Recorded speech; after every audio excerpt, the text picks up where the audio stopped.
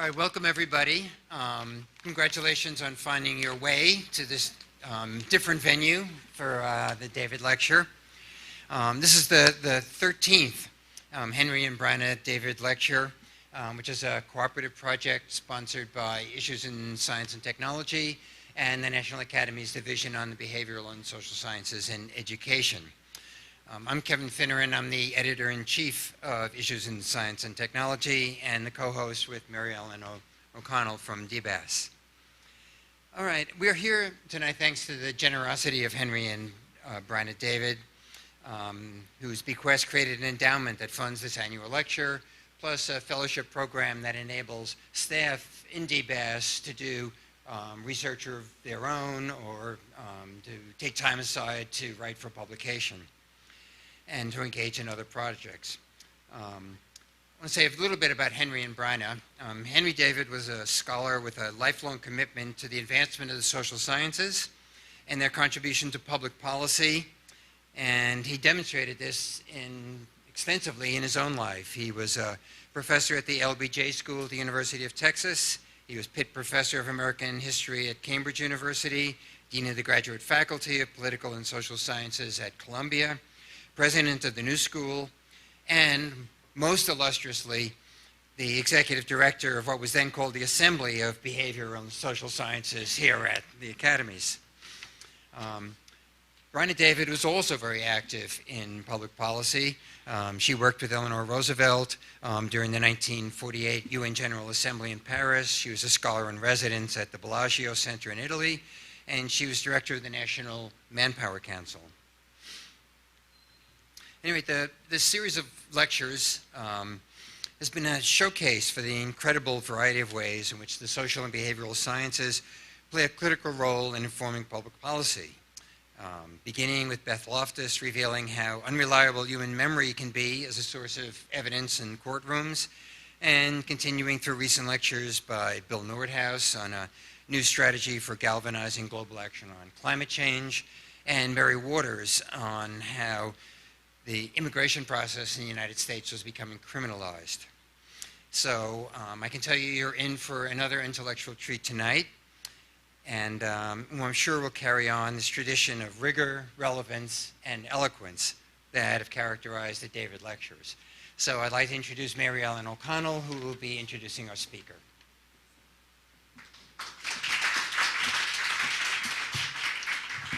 Thanks, Kevin. So as Kevin said, I'm Mary Ellen O'Connell. I'm the Executive Director of the Division of Behavioral and Social Sciences and Education at the National Academies. I'd just like to welcome you here to the lecture, first of all, including those on the web. I imagine a lot of people who couldn't find it to this building are those who aren't here in the building are at home listening on the web, so welcome to them too. We're thrilled in DBAS to be able to partner with Issues in Science and Technology on this lecture and look forward to the article that will result from it. In addition to giving the lecture here tonight, Kathy will be writing a lecture or article based on the lecture. If you're not on the DBAS newsletter, you should get on it at nas.edu/DBAS, both so you can hear about future lectures and when the article comes to release, and other DBAS work that we're doing that you'll be interested in. When the committee spoke last year about who we should invite for today's lecture, it was a quick and easy decision to pick Kathy. I have to say that she was nominated by, I think, half of the committee, and then roundly endorsed by the remainder. So it was an easy choice, and we're thrilled to have her here with us tonight. She spent some time earlier today talking with staff as part of the lecture. In addition to the things that Kevin outlined, she also, the lecturer is asked to do an informal discussion with staff, and I hear that that went fabulously. My one frustration in having that happen as part of the DBAS Advisory Committee is that I can't participate. But the staff that did gave rave reviews, so thank you for doing that. I'm sure the lecture will be as good as that discussion was. So my main job is to introduce Kathy, and I'd like to thank her for doing this lecture tonight. Kathryn Edin is the Bloomberg Distinguished Professor of Sociology and Public Health at Johns Hopkins University and one of the nation's leading poverty researchers. She has taken on key mysteries about the urban poor and that have not been fully answered in quantitative work. Her work addresses questions such as, how do single mothers survive on welfare? Why do they end up as single mothers in the first place? And where are the fathers? And why do they disengage from their children's lives?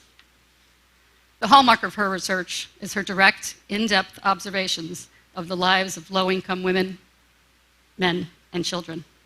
Edin has authored 8 books and some 60 journal articles. Her 2015 book, $2 a Day, The Art of Living on Virtually Nothing in America, co-authored with Luke Schaefer, was met with wide critical acclaim. It was included in the New York Times 100 Notable Books of 2015, cited as essential reporting about the rise in destitute families. She's a trustee of the Russell Sage Foundation. Come on in. A founding member of the MacArthur Foundation-funded Network on Housing and Families with Young Children, and a past member of the MacArthur Network on the Family and the Economy. In 2014, she was elected to both the prestigious National Academy of Sciences and the American Academy of Political and Social Sciences. Please join me in welcoming Kathy Edin as the 2017 Henry and David Lecturer for her lecture entitled Child Support in the Age of Complex Families. It's critical, but it's broken. And I think I broke the thing here, so. Yeah,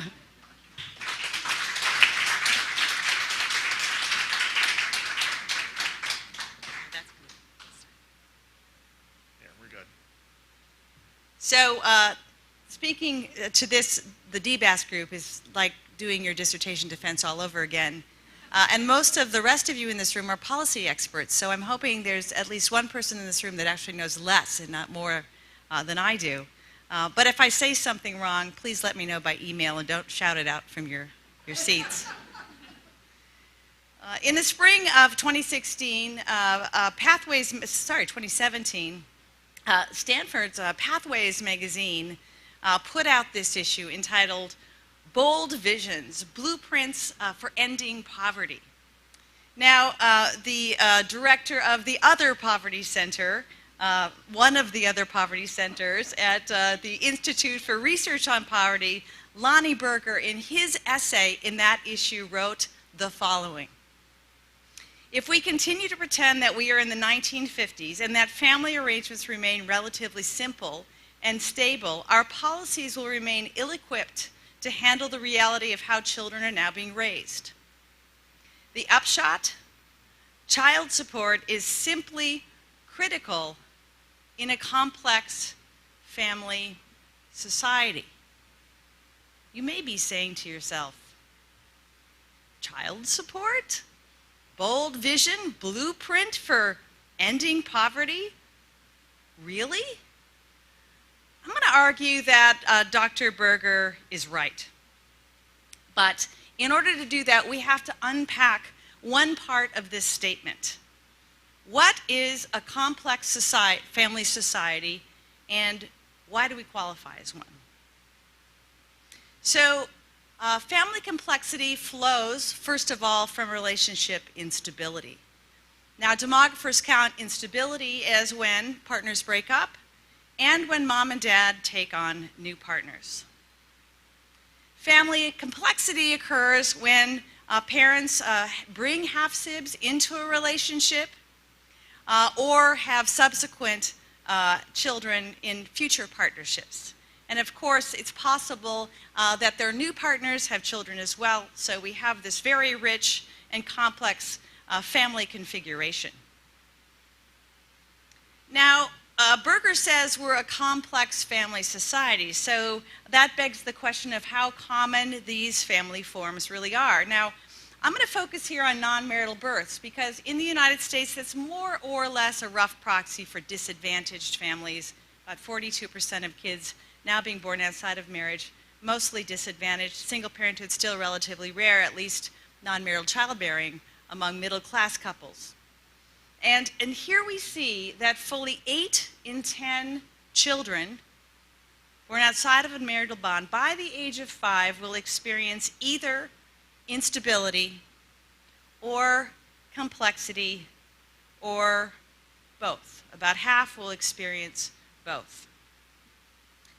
Now, usually when I talk about that statistic, I point out that this is historically unique in our country. We've never seen these rates of family churning, instability and complexity before in our history. We're also completely unique among rich nations. We are the only nation where really an outlier in this regard showing these complex family forms. And this is not an equal opportunity set of trends, it is concentrated among the least advantaged. And partly because of this, this churning is now both a consequence, but also a cause of diverging destinies of U.S. children.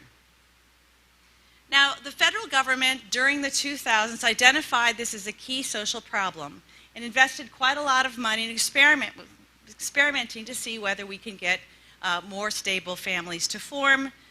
They invested in campaigns, public ad campaigns like this one. These posters and billboards were all over Baltimore when I was working there in 2010. But they also funded relationship skills classes such as the Family Expectations Program in Oklahoma.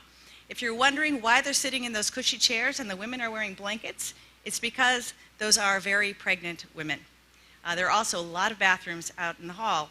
As you know, this is only one of the programs that was evaluated through rigorous science and paid for by the government. In this program, we did see, after 3 years, an encouraging finding with regard to family instability and complexity in one measure. But if you've read the report, you know that we had null results in the others. Now, when ethnographers have followed participants in these programs, they love them.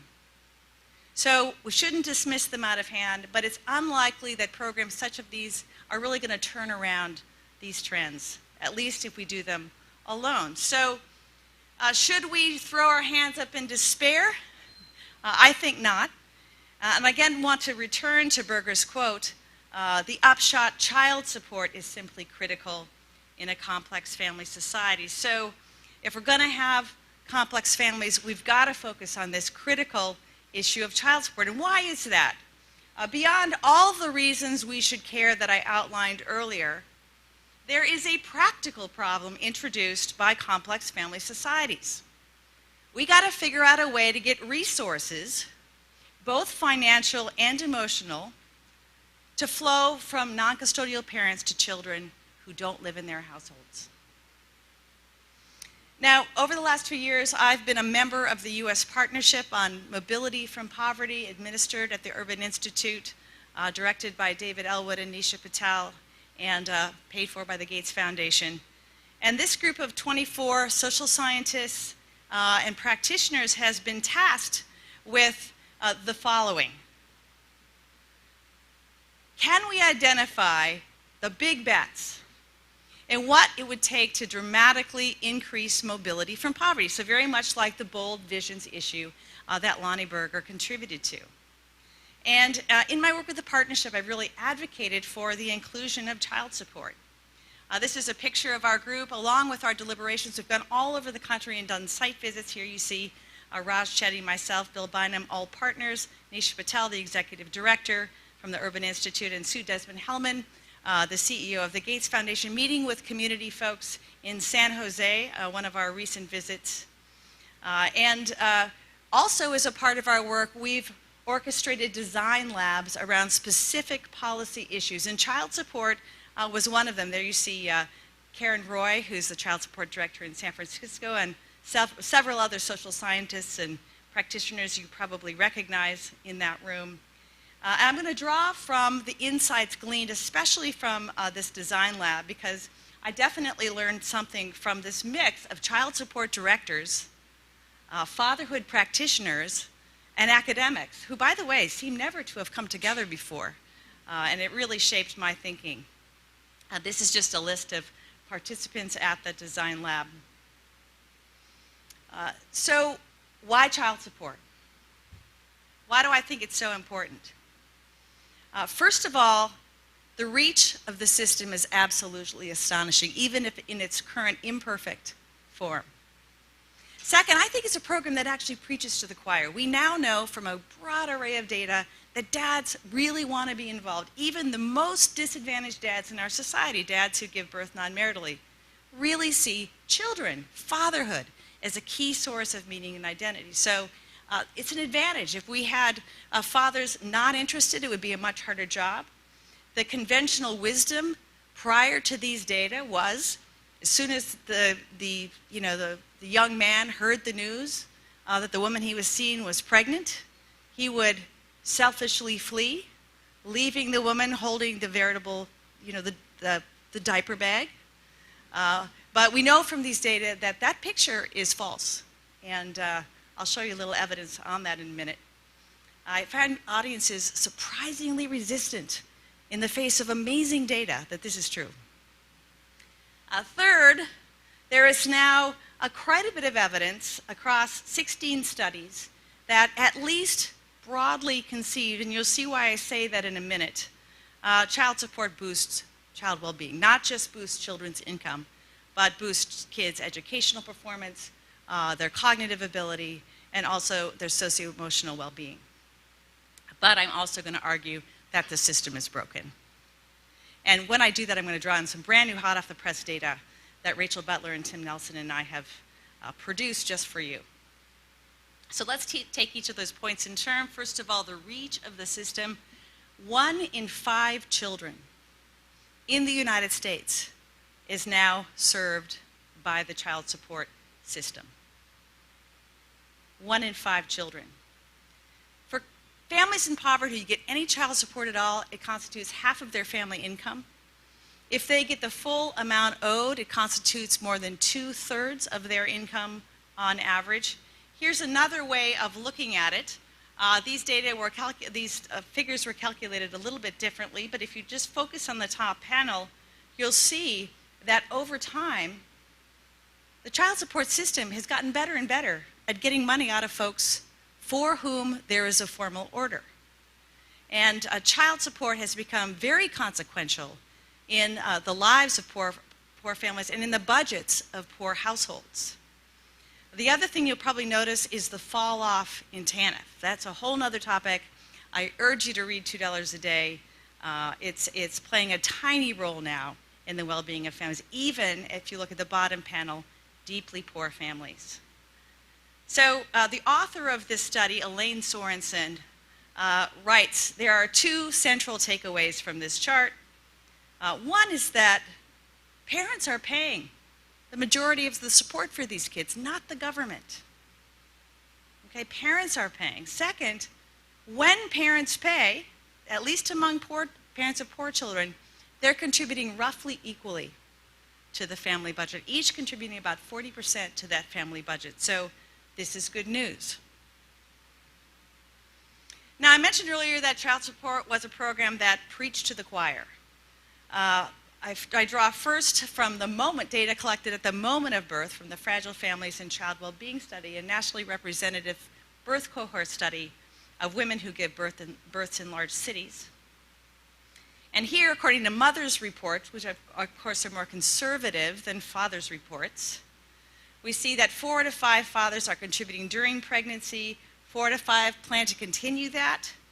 80% visited the mom in the hospital. 91% of moms said they were going to put the father's name on the birth certificate. 99% of the dads wanted to be involved, and 93% of the mothers agreed. This is not evidence of the love 'em and leave 'em conventional wisdom that came before these data. I also want to draw on first-person narratives from dads. This is a book Tim Nelson and I wrote about about roughly 150 interviews following men for many years, 6, in the Philadelphia area, interviewing them multiple times and conducting observations with them and also in their communities. Folks like Lacey here with his beautiful young son. And one question we asked the fathers will just give you a little bit of a taste as to what these dads say about how central fatherhood is to who they see themselves as and to where they see their lives going. The question was, what would your life be like if you hadn't had your children? We expected, oh my gosh, the child support wouldn't be after me. I would have gone to college because I wouldn't have to pay child support. They wouldn't be locking me up because of non-payment. My life would be better. But instead, we heard accounts like Mike's. It's given me something to fight for, something like a destination. I got to be somewhere. Apple, the kids help me keep my head up, look forward. Kids give you something to live for. Alex, my baby, is the most important thing in my life right now. Joe, I wouldn't even know how to answer that. They are such a big part of my life.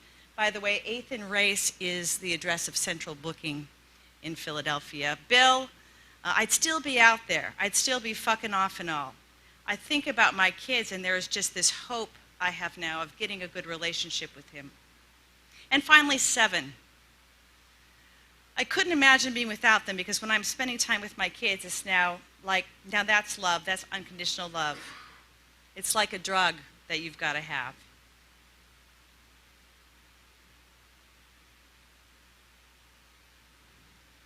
So we asked Elvis, that's Elvis and little Elvis, his son, what did you think your future was going to be before you had him? I wasn't going to live past the age of 30.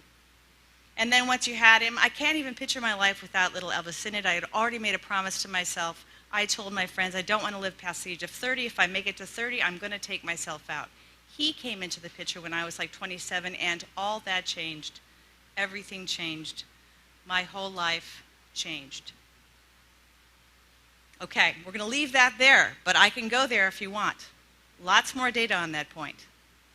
Third, we now have a body of evidence suggesting direct improvements in child well-being due to the receipt of child support.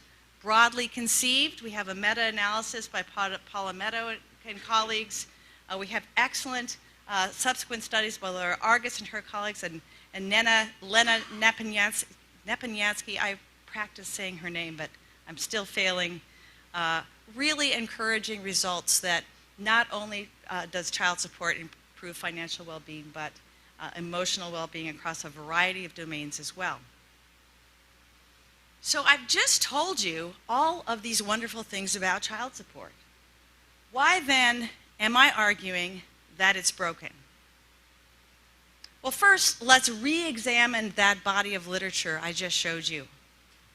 It turns out that in studies that separate out the different kinds of support, voluntary versus involuntary, formal versus informal, virtually all, if not all, of the positive effect accrues to children whose parents have informal, not formal arrangements. And one very well done study shows that formal receipt is actually associated with elevated child behavior problems, both withdrawal and aggression.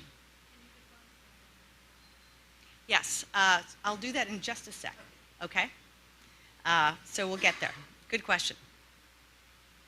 Now, that's one sign that something might be wrong. And there's only one study, but it is kind of mysterious why you see this difference in many studies between formal and informal. I think there's something else that points to the fact that something might be wrong, and that is what's happening with participation over time.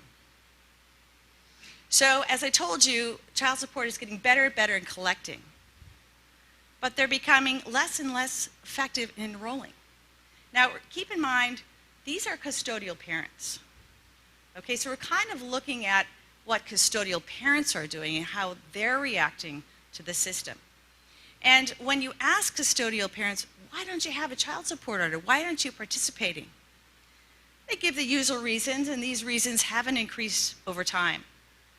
But the 3 top reasons custodial parents give for not participating in child support is that they prefer a informal arrangement, or they're afraid that if they subject their partner to the formal child support system, he will be unduly penalized. So here's a free service, or a virtually free service, right? And yet fewer and fewer people are saying, sign me up, signaling that perhaps they're voting with their feet.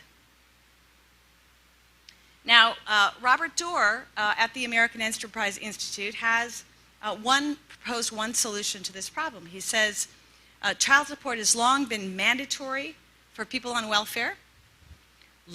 Since welfare has all but atrophied, I think the numbers just came out yesterday, we're now down to 3.9 million, 3.7 million on the rolls. This is the man with the numbers right here. We only have 750,000 adults left on TANF across the United States. He says, let's make that requirement apply to SNAP. He has some nice caveats in my view. He says good cause exemptions, of course, and don't count it against the child support grant.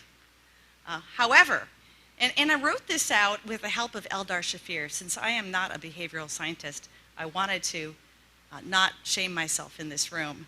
So I'm going to read it. For programs that people value and are not invested in avoiding, behavioral science suggests that creating patterns of easy enrollment can lead to greater participation and satisfaction than requirements or threats. So I would encourage Dor, and I did this last week, I saw him last week, to think about nudges rather than requirements.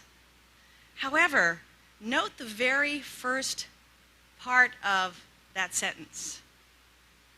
For programs that people value and are not invested in avoiding. So I just showed you evidence that might be happening with some custodial parents. But it's almost assuredly happening with non-custodial parents as well. Now, in order to give you a window into how non-custodial parents think about child support, we went to our larger data source, which we collected in collaboration with Laura Lane at the University of Michigan, of 428 low-income non-custodial fathers of about 750 children in 4 metros.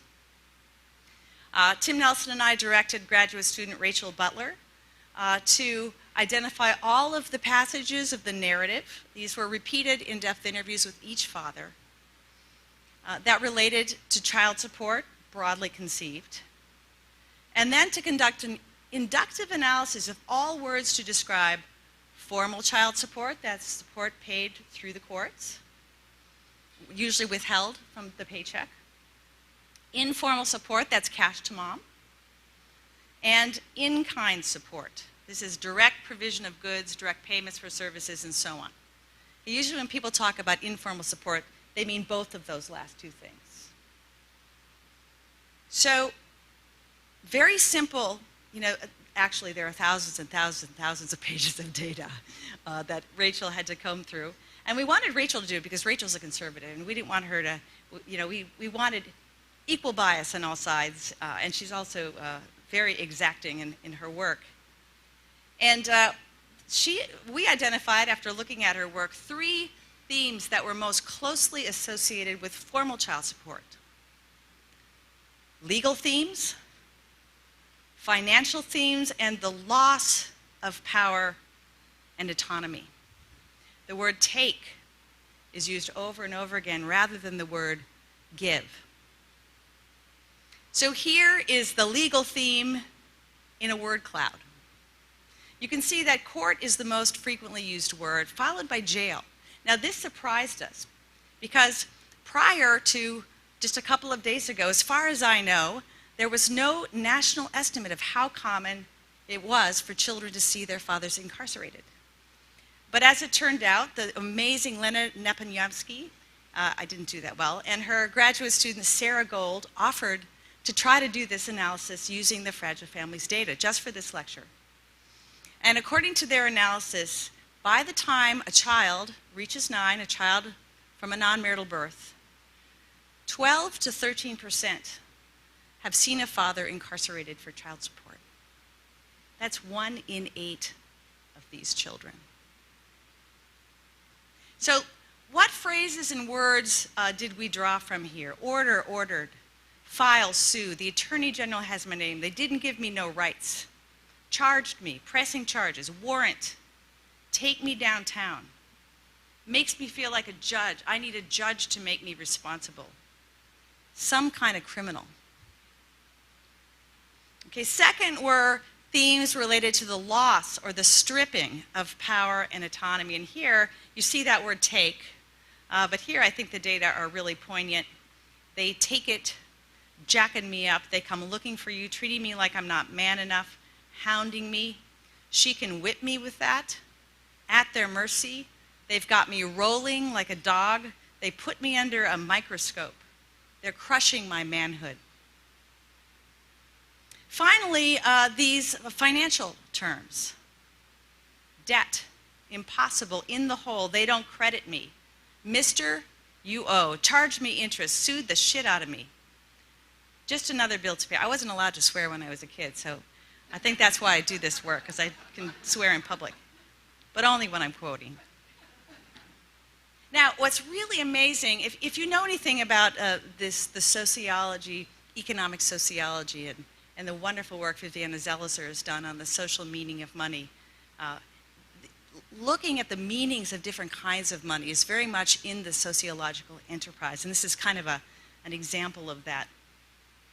Very different meaning for giving someone $50 in cash versus having $50 withheld from your paycheck. And here, the most predominant themes are the co-parenting relationship, positive descriptions of a co-parenting relationship, and positive expressions of power and autonomy. And you're going to see the word take replaced by the word give. So let's start with those co-parenting phrases. We see together, half, worked, mutual, arrangement. She trusted me. We go together to do things for our kids. We do things together. We sit down and discuss things. It was a bargain we struck. She can count on me. We split everything in half. We worked it out directly, like civilized people. Second, these expressions of power and autonomy. There you see this word give. I take care of things. I give him mom some money. I send some money to my little girl. I put no limit on what I give. It's my first priority. I pay faithfully. Sorry, I'm on the wrong slide. Here we go. She trusted, okay, we did that one, right? Okay, I'm good. I'm always make sure when I give, it fulfills my responsibility. I do for her. Now, I want to say that positive expressions of power and autonomy are not always good. There are some cases in the data where father used this power in coercive ways to sort of lord it over the mother. And I want to acknowledge here that one virtue of the formal system is that it gives power to the custodial parent, perhaps too much power in my view, but it does ease that burden. So I want to keep that in mind. And it's part of the reason why we don't advocate for laissez-faire. Let's just let these informal arrangements flourish in the way that they are. We'd like to see more people get into the formal system, as long as that system is a good one. So finally, we turn to in-kind support, and here are the themes you really want to hear. First of all, specific mentions of the child-parent bond. Now, in other work we've done using these data with Jennifer Buer-Kane, fathers, especially the most disadvantaged fathers, they're the most likely to prefer in-kind support. They're the most likely to give in kind and pay the largest proportion of their support in kind. And they do so explicitly to build a bond with their child. You buy your kid a pair of tennis shoes, you end up going away to prison, and every time your kid looks at his feet, he thinks, my dad cared enough. Or if you take your daughter all around Philadelphia one summer to find the perfect water ice, something goes wrong, that mother begins shutting you out. That daughter knows. There's that repository of memory there. A second, and I think it's the theme we expected to see throughout, is provision. Nowhere else do expressions of provision get mentioned as often as an in-kind support. And often this provision, the sense of provision is stoked because the father has observed the need and is responding to something he's actually seen that a child needs. So let me give you some example of these. First of all, the father-child bond. My daughter knows if she asks me, it's there. I talk to her about what she needs. It's more personal. When she told me how much she wanted it, I had to get it for her. I love to take them shopping. I make sure my son got what he needed. I want to show them the love by buying them things. And finally, provision. The word need appears in both of these slides, but the phrases it's taken from have a distinctive flavor. So again, this is provision. I put the clothes on her back and shoes on her feet.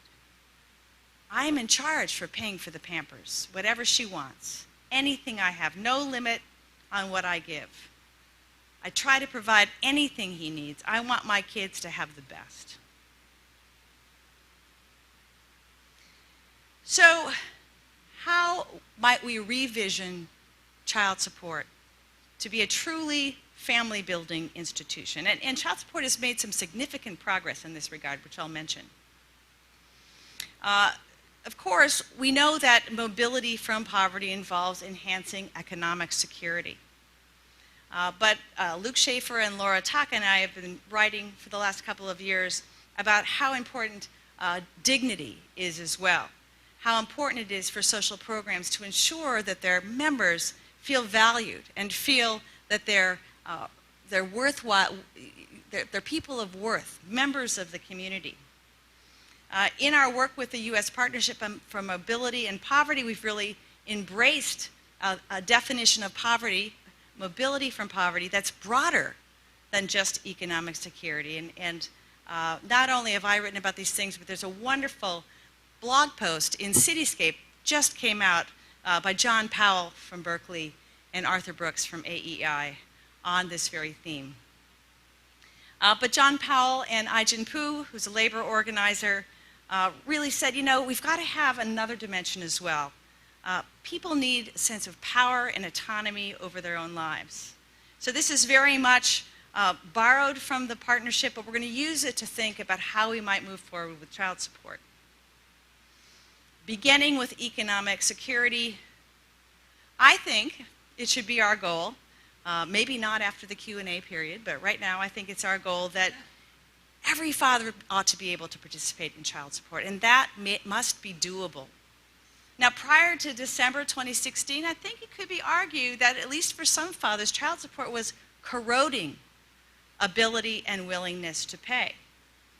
But the final rule endorsed right size awards, adequate self-support, incarceration only when the non-custodial parent has a demonstrated ability to pay, and disallowing incarceration being treated as a form of voluntary employment, which of course allows states to keep arrears mounting while people are in prison or jail, common practice.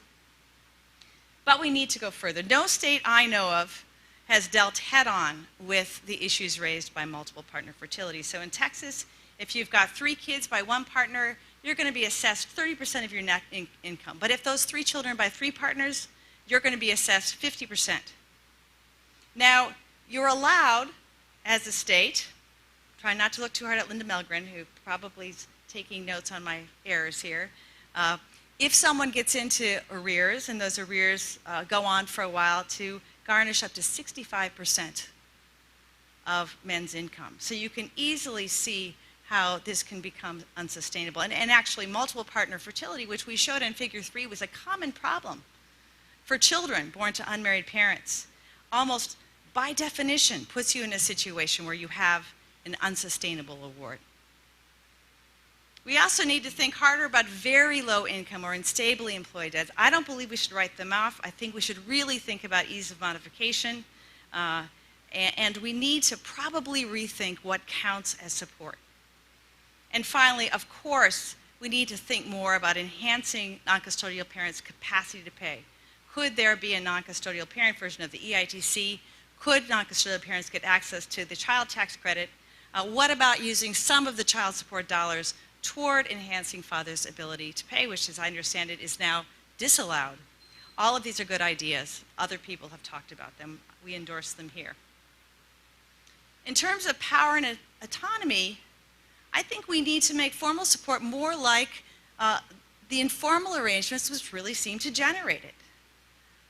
In Minnesota, the co-parent court invites new parents to participate in co-parenting training. It then allows them to work together with their partner. These are couples that are not romantic partners, but they're co-parents, to work cooperatively to set an award. These are all practices that sort of speak volumes about respect and autonomy. I also think we should encourage joint custody, which is the practice more and more among married couples. There's no reason why it shouldn't be possible and encouraged for, it's of course possible now, but encouraged for non-marital parents who have strong co-parenting skills. We probably need to make formal child support more like in-kind support as well. So we've advocated that if the custodial parent agrees, informal and in-kind contributions ought to count. Now, I have in there including services, because for very low earners, we might have to think about ways to count yard work or work around the house as a contribution. Many states already have parenting credits, so it can build on that model.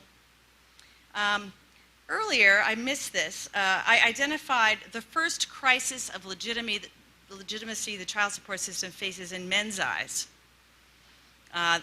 in that it's seen as making impossible demands and creating a veritable debtor's prison. But a second crisis of legitimacy is that fathers have no say in how mothers spend the money. Fathers complain about this again and again and again. And allowing informal and especially in-kind contributions, he pays the child care bill, he buys the school supplies, allows men to earmark in ways that would probably be far more satisfying to them. But again, we want the custodial parent to agree. Third, and I have to say this idea did not originate from me. This really originated from the design lab. In the middle of the lab, one of the child support directors stood up and said, "We've got to end cost recoupment. This is the practice of welfare, keeping the money it collects on behalf of welfare clients." And cost recoupment? Is this really that big of a deal? It was amazing. It was like a chorus of, yes, that's what we have to do from the child support directors, with one exception, no names. But there was tremendous enthusiasm.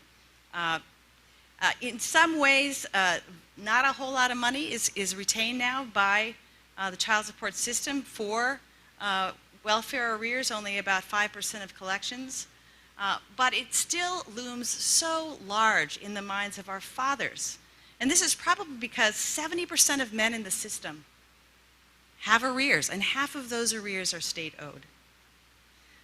How men talk about this is, yeah, I don't want to participate in the formal system because they're going to take their cut.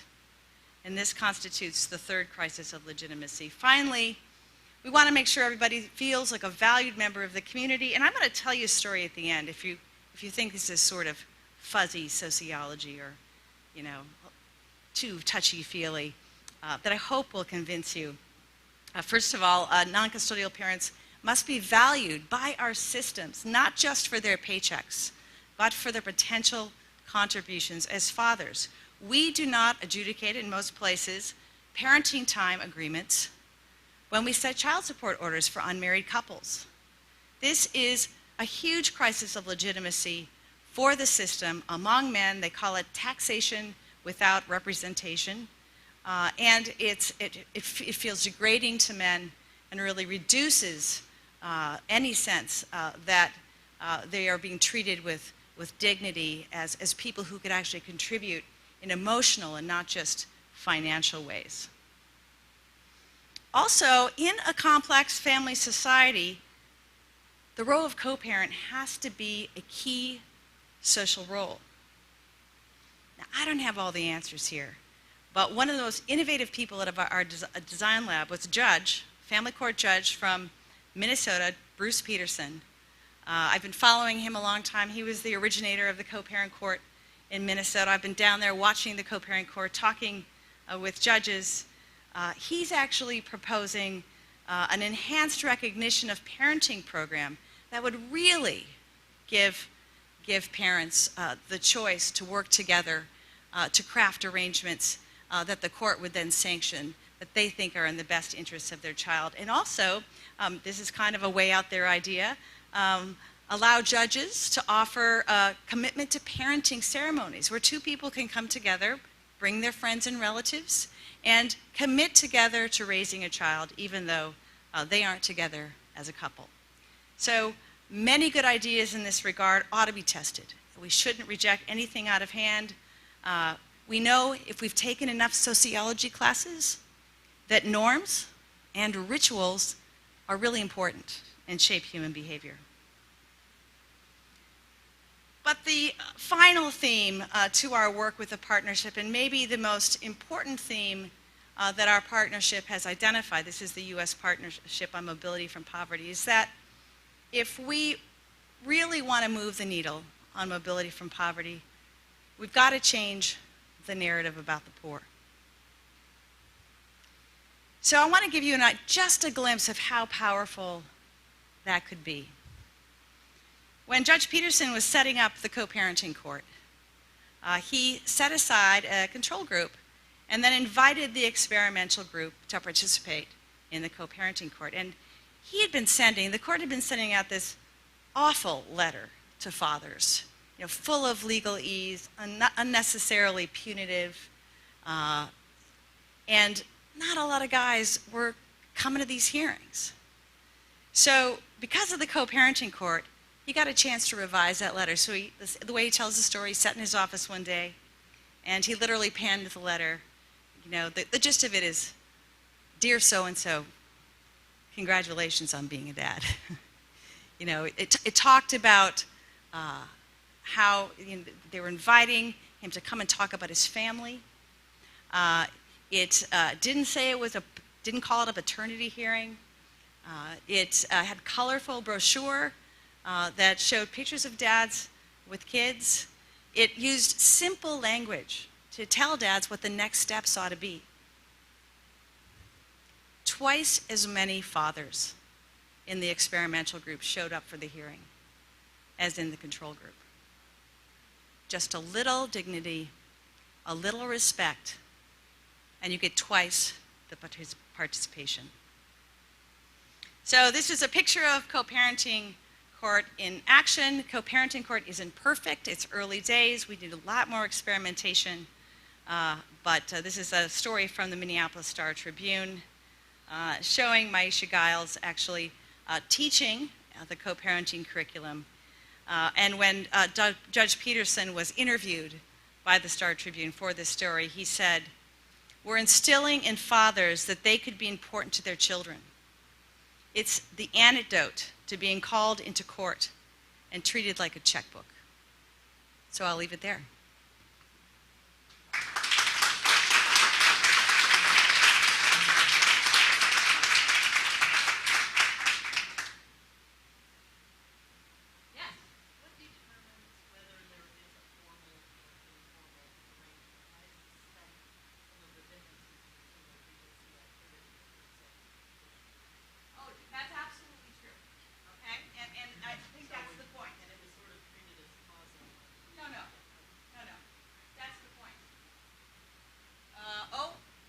Got to get back to my microphone. Yeah, so the question was, people aren't just sorting randomly into the types of child support they pay. There's selection going on. Yes, this is true, and we know from qualitative research, for example, and by the way, the selectivity probably explains that negative result on child well-being I described. People, if they're on welfare, they've got to participate, unless they have good cause not to. Right? But fewer and fewer people are on the TANF rolls. So what we know from the qualitative data is that couples usually try to do it informally for a while. And when the co-parenting breaks down, child support is used as a punishment. Right? We don't want a system that's used that way. We want to provide couples with the same benefits they now get from informal support so they'll engage earlier.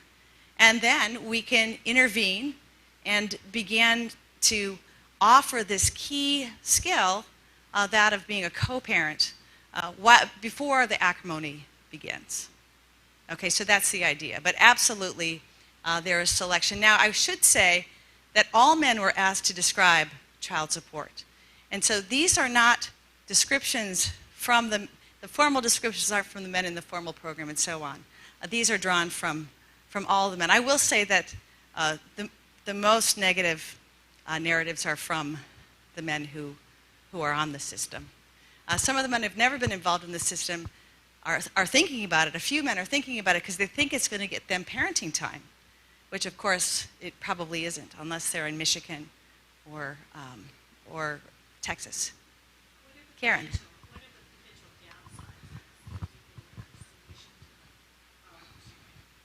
So what are the downsides? when I wrote Promises I Could Keep, which is my book on single mothers, this friend right here said, you got to talk to the dads. I didn't want to talk to the dads. I thought I knew everything about the dads from talking to the moms. I was completely hostile to this idea. Why?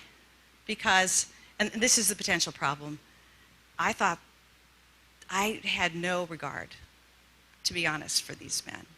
And thanks to Linda Malgren, we began talking to the dads, and it's been a humbling experience. There is tremendous, just tremendous untapped potential in these men. I was just in Atlanta on Monday, and this wonderful guy who'd just been interviewed the night before for NBC Nightly News, has really turned his life around. He's got a new baby.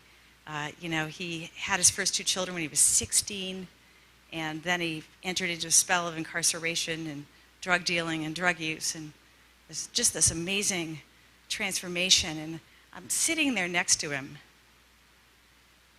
If we lived in the same city, I'd want to be his friend. I think the problem, the potential problem people point out is that you might see more domestic violence, more coercive behavior, and we have to be careful of that. But in the co-parenting court, I believe they got only a handful of domestic violence referrals. And I should say that co-parent court it's only been applied to men who've denied paternity, because otherwise you don't go to family court. You just go before an administrative judge, so you're not in Judge Peterson's court. Those are the only people in this evaluation, and these, as you know from qualitative work, are the couples with the least glue and often the worst relationships. So I think these results are quite interesting. So we want to be careful of that, but we also need to recognize the power of children to turn men's lives around. We know that when, pardon?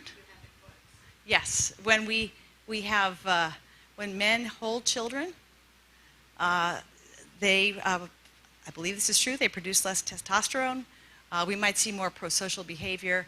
And the real counterfactual here, if that kid doesn't stay involved with that father, right, is that there are going to be a cast of father-kid figures in that child's life, each of which put that child at risk. So it's not as if you're taking a child away from somebody who's dangerous and then keeping that child safe by putting that child with a stable single mother.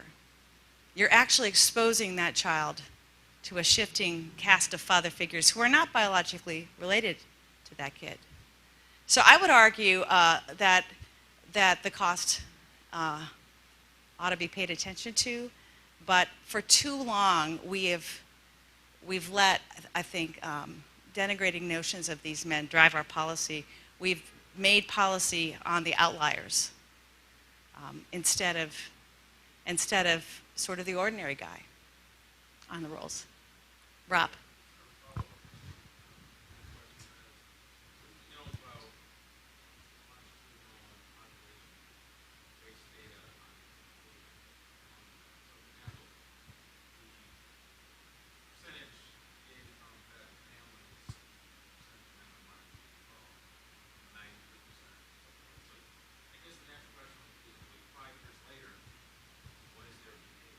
Mm-hmm. And that's of the men that were there in the hospital or whatever, yeah, so there's selection into being in that situation, which is calculating the percentage. So, right, there's sort of 2 kinds of selection going on here. And the paper was the state of retention. Yeah. So I'm just Yeah. curious, So all of this, what do we know about it? such a good question. And one thing we shouldn't do in qualitative research is take statements at face value. We know they mean something, but we have to be skeptical. So almost all of the analyses that use fragile families use mothers' reports. So you get rid of the selectivity by doing that. You also are always telling the mother's side of the story. Most of these analyses do use mothers' reports. And if you look at mothers' reports, what you find over time is that about 60% of men remain involved, I think, at 5 years. But that intensive involvement wanes. However, Laura Tock, who you know well, and I did an analysis of the NLSY, and we looked following pioneering work by Elaine Sorensen and Robert Lerman. We looked at we asked fathers who had ever had a non-marital birth to describe, and this is, in their prime family building years, to describe their involvement with the child they were most involved with. 85% said they were involved either weekly or daily with that child. However, if you ask that same father, tell me about the child you're least involved with, fully half have a child they've almost completely left behind. And that's what happens behaviorally. A non-marital birth seems to spark a father thirst, that's what you see in the slides, right? You see fathers engaging in fatherhood, but they're doing so via serial selective fatherhood. Now, we call this in the book a cycle of redemption and despair, and I think that's right. It's not that they're just swapping families. This involves a lot of pain and heartache, but they keep at it, this intensive fathering, whatever, you can think ill or good of that, but they keep at it. Yet they're not able to manage all of their obligations. And we also know that, and this is a paper I did with Ron Mincy and Laura Tack using fragile families. We also know that when mom takes on a new partner, that is the strongest predictor, including men's employment status, the strongest predictor of whether dad stays involved. And from the corresponding qualitative data, what's going on there is maternal gatekeeping. So maternal gatekeeping. It's a negative effect, right? And what mom's doing, right, is she's trying to give social dad the role of daddy. Makes sense she does that because he's often has slightly better attributes than her former partner. She's doing a little trading up. There's a learning curve in her partnering over time. But the problem is when that relationship falls apart, that kid has lost two dads. So really interesting story, but I don't think we could have done this work without population-based samples to sort of throw these results up against. So the answer isn't totally satisfying, but it's really complicated, and that's pretty much how the world is. Yes, good to see you.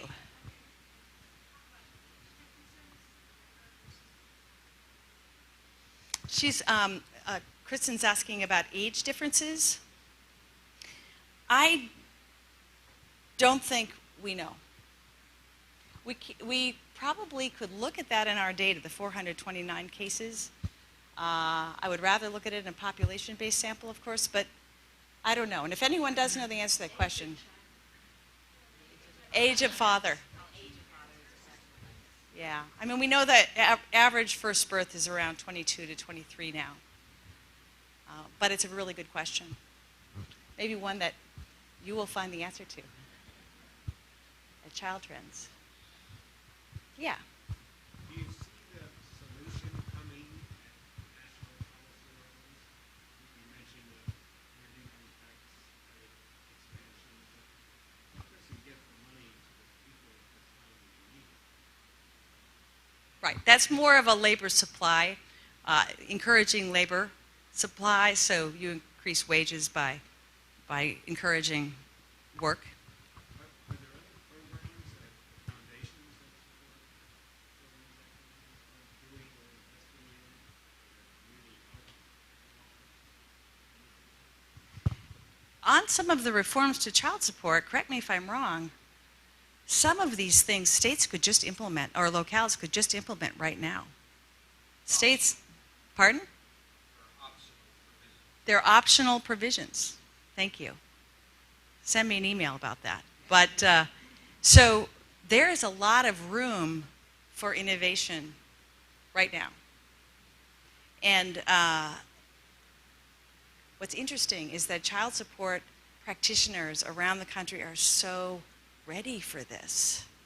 I'm sure you've seen this too, Linda. It is I speak to a lot of child support directors associations, and they're my best audience. They're just so ready. They're so tired of seeing families ripped apart by a system that they can't comply with.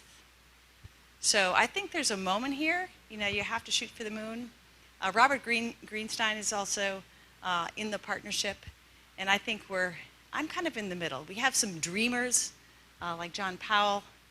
We have pragmatists like Bob, and I'm kind of in the middle.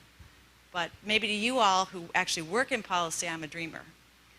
But maybe we need to push the envelope, and at least those child support directors I've talked to feel we need to as well.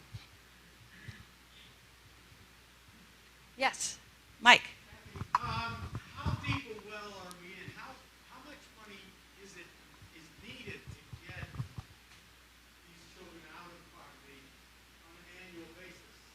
We're not just talking about 1 month of dad coming across the money. We're talking about 18 years of dad and maybe 14 years more than he's currently paying. It just doesn't feel to me like this is a big enough push to build up.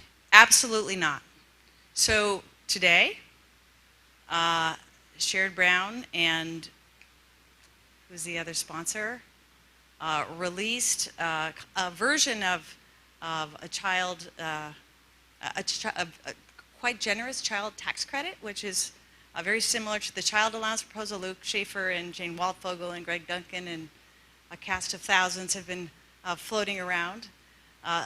If we instituted a policy like this, we could eliminate the need for TANF. This could be big. So I don't know what's possible. It'll be interesting to see what happens there. But these dads don't have enough money. And we absolutely need to engage them because their kids need them. They need them emotionally.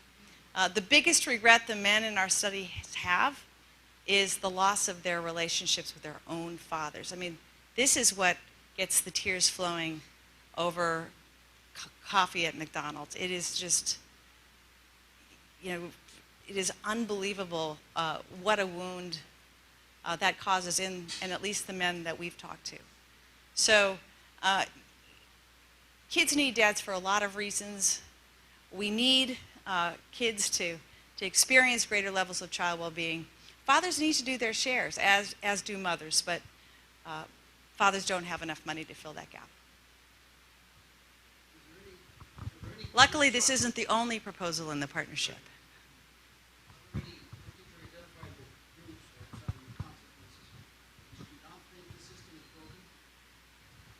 Yeah.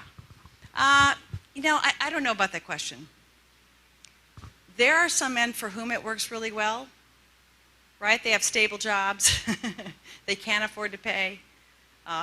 If This is like the criminal justice system, our conservative politicians, our people from the church. I met groups in that sense, not all friends. Right. I don't know how to answer that question. I would say that most people feel that fathers should pay their fair share. They should do, and I'm certainly in that camp. So my goal is to make that possible. I think I'm in the middle. I'm in the middle in that regard, across the spectrum. But I think I can't imagine. Maybe there are groups. Probably there are sociologists, because we're a very liberal crowd, that don't think men should pay child support. But I'm not one of those. Probably missed your question, but you can pursue me later.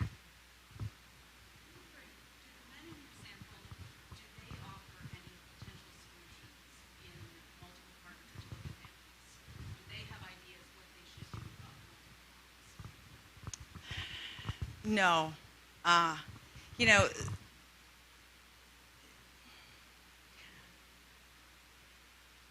Well, so there's one possible interpretation of our data, and we can't prove it. But if you sort of trace through the narrative, there's at least some speculative evidence for this, is that multiple partner fertility is really driven by a desire to engage with kids after that father thirst is sort of lit in men, when gatekeeping ensues, when they have trouble meeting their obligations, when they land in jail and lose connection to that child. You know, a new child is a new chance.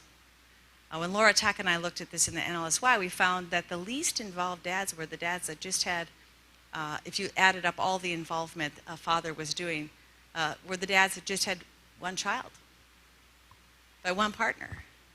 So at least for some dads, it seems that there might be some dynamic of a do-over, an effort to get this right. One father in our study said, I want the whole fatherhood package. I want to experience it, from birth to college graduation. I'm going to keep trying until I can have that whole fatherhood experience. So it's a back-end answer to your question about there's a chance we could reduce multiple partner fertility if dads felt that they could really engage in that role more productively. Well, what a provocative talk. Thanks. Certainly disrupted my bias about that love 'em and leave 'em population. So please join me in a round of applause.